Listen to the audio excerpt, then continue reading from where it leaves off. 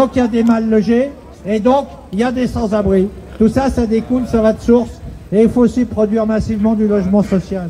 Alors pour la réquisition, parce qu'on n'a pas fini la bataille sur les réquisitions, on va donc remettre là tout à l'heure, et on va l'envoyer par mail aussi, hein, parce que bon, on sait bien que... Manifestation, le droit au logement. On sait bien qu'ils regardent plus facilement les mails que les courriers. Et donc, on envoie un courrier à Bayrou, au Premier ministre, là, bon, qui veut pas qu'on soit reconstruit des bidonvilles à Mayotte. On pense à tous ceux qui vivent dans des habitats informels à Mayotte et qui se sont retrouvés à la rue. Beaucoup, un certain nombre d'entre eux sont morts, beaucoup sont blessés.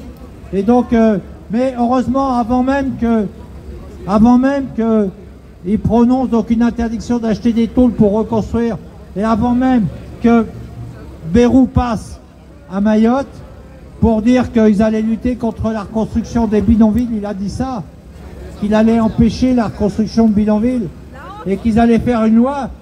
En gros, ils vont faire quoi des gens sans abri? Ils vont les mettre contre un mur? C'est quoi cette idéologie aujourd'hui qui se développe, où on décide de se débarrasser, on veut plus voir les sans-abri, et il les met où? Il les met sous la terre, il les met dans les tombes, qu'est-ce qu'il en fait? Alors, donc, il n'a pas réglé le problème, mais il est loin d'avoir réglé le problème. Donc on va aussi se mobiliser pour soutenir les Mahorais, les sans-abri, les habitants des bidonvilles et des taudis de Mayotte. Voilà, ça on va penser, il faut qu'on pense à faire quelque chose tous ensemble.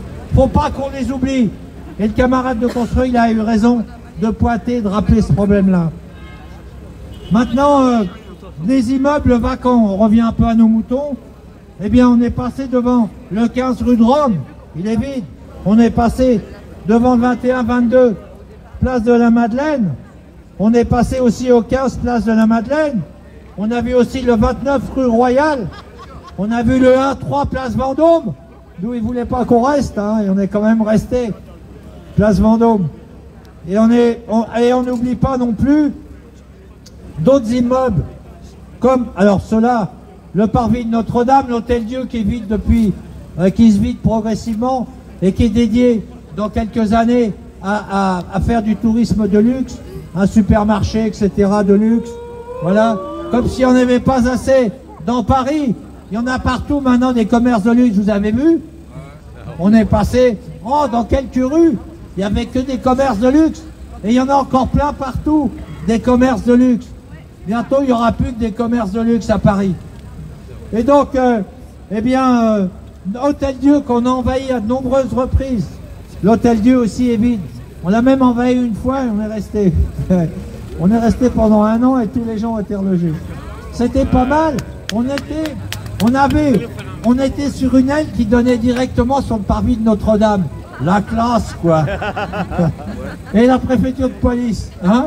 On pouvait surveiller la préfecture de police et surveiller aussi les curés. Les curés. Donc, on a aussi le 54 boulevard du Port-Royal. Ça c'est un ancien hôpital qui est squatté aujourd'hui par les militaires. Et donc, c'est les militaires qui font les rondes là. Bon, ils occupent pas tout l'hôpital. C'est un hôpital super, c'est l'hôpital des armées et à Port-Royal. Et donc, voilà, c'est le Val-de-Grâce, exactement. C'était le Val-de-Grâce. Et donc, celui-là, il est vide aux 3/4 aussi.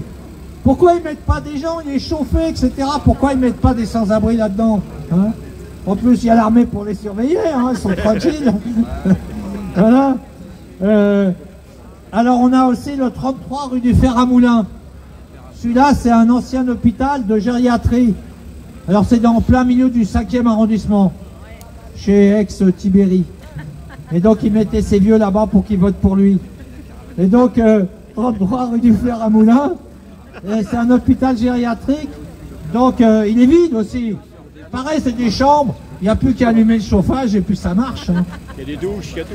Oui, il y a tout ce qu'il faut. Alors, et on n'oublie pas non plus le lycée Brassens, 40 rue Manin. Celui-là, il est réclamé. Il est réclamé par Jamais Sans Toit, qui se mobilise là-dessus dans le 19e pour que ce lycée il soit mis à disposition des sans-abri, des familles avec enfants et des mineurs isolés, etc. Donc, pareil, hein, on entend parler du lycée Georges Brassens, 40 rue Manin dans le 19e. Et les bureaux de la Plaine. Il y a Brassailles aussi dans le 15e. Ah, attends, on y vient, on y vient. Il y a le lycée Brassailles aussi, 8 rue Quinault dans le 15e arrondissement. C'est pareil, c'est un lycée qui est vide. Vous savez pourquoi il y a des lycées vides aujourd'hui à Paris? Il n'y a plus d'habitants. Parce qu'il n'y a plus assez de lycéens. Et pourquoi il n'y a plus assez de lycéens? Airbnb. Parce qu'il y a plus de familles. Airbnb. Les familles, elles peuvent plus se loger, c'est Airbnb qui a pris la place. Airbnb, et puis les touristes. Les riches retraités, là. Et ceux qui... Il y a le grand remplacement. Voilà, c'est le grand remplacement, t'as raison. Et donc, et alors on n'oublie pas, évidemment, les bureaux de la Plaine Saint-Denis, qui sont vides. Pour le collectif urgence. Pour le collectif des femmes, pour l'hébergement, voilà. Et donc, avec le maire, ben attends, Marie, tu vas nous expliquer ça.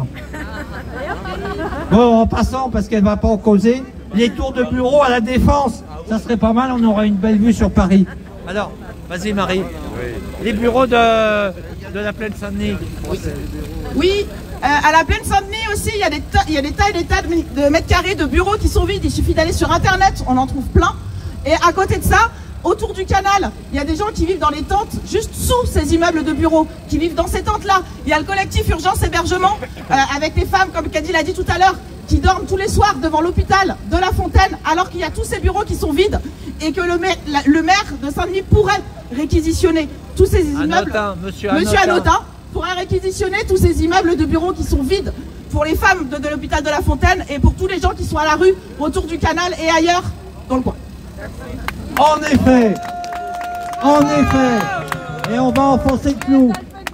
En effet, en dehors de Paris, Lyon, Marseille, les maires ont des pouvoirs de police et ils ont le droit de réquisitionner dans les situations d'urgence. Quels maires de gauche le font? Oh, la droite, on n'en parle même pas. Mais on peut parler des maires de gauche. Pourquoi ils n'utilisent pas leur pouvoir de police pour réquisitionner? Pourquoi?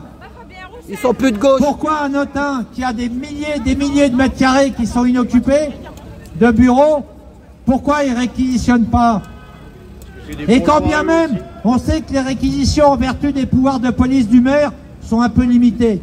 C'est-à-dire les tribunaux administratifs, ils disent au bout de quelques mois, bon, ton arrêté il n'est pas bon, et du coup le propriétaire il est obligé de lancer une procédure pour expulser les occupants. Nous on a déjà fait ça. On avait fait ça avec l'ancien maire de Saint-Denis d'ailleurs. On avait un qui avait... Bon, on avait réussi à le convaincre. Hein. C'est pas souvent, hein, je vous rassure. Et donc, on avait réquisitionné un hôpital...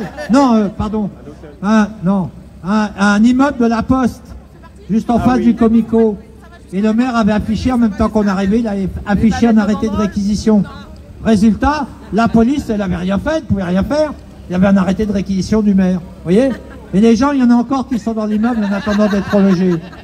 Vous voyez comment on peut aussi associer le mouvement social, les luttes, avec les pouvoirs des maires de gauche. Mais ils ne le font pas. Il pourra même, monsieur Anotin, comme tant d'autres, monsieur Anotin, qui est responsable de la communauté de communes, de Plaine Commune, Plaine Commune, je crois que ça s'appelle comme ça. Et donc de Plaine Commune, donc maintenant il va jusqu'à Pierrefitte et tout, là, ils ont fait... Eh bien, il pourrait aussi demander à l'État la compétence réquisition de l'État, l'ordonnance de 45. Il est en droit de le demander et le préfet doit lui donner. Pourquoi il ne la demande pas pour héberger les sans-abri, pour sortir les sans-abri de la rue? Pourquoi les maires de gauche ils ne le font pas alors qu'il y en a partout? Malheureusement, c'est pareil, Paris ne peut pas demander. Donc on a dit, tout à l'heure, j'étais en discussion avec l'adjoint au logement, vous ne l'avez pas vu avec son écharpe là? Baudrier. Il voulait pas que je parle avec lui. Bon. Je voulais évoquer Patrice Bessac, le communiste de Montreuil. Alors, oui, bah c'est vrai, après il y a le maire de Montreuil, tout ça, bon. Et donc on ne les oublie pas. Mais en tous les cas, moi je lui ai rappelé, je lui ai dit, écoute, vous pouvez très bien produire des amendements au Sénat ou à l'Assemblée nationale pour demander la compétence réquisition pour la ville de Paris. Que la ville de Paris puisse demander la compétence réquisition. Il m'a dit, ah bah oui, c'est vrai, oui. Bon. Alors on attend la suite. Hein. Ils en ont au Sénat, ils en ont à l'Assemblée. Allez, faut mouliner les amendements. Ils ont réussi à nous sortir un amendement, bon c'est pas mal. Il a réussi, c'est Brossard. Il nous a sorti un amendement, balance ton marchand de sommeil et tu seras régularisé. Non, il est pas mal celui-là. Mais l'État veut pas, les préfectures veulent pas l'utiliser. Je veux pas trop vous raconter tout ça. Mais bon, il y a une bagarre en tout cas qui est conduite aussi pour les victimes de marchands de sommeil. Balance ton marchand de sommeil et tu auras des papiers. C'est pas mal cet amendement-là, il s'est glissé comme ça dans la loi immigration.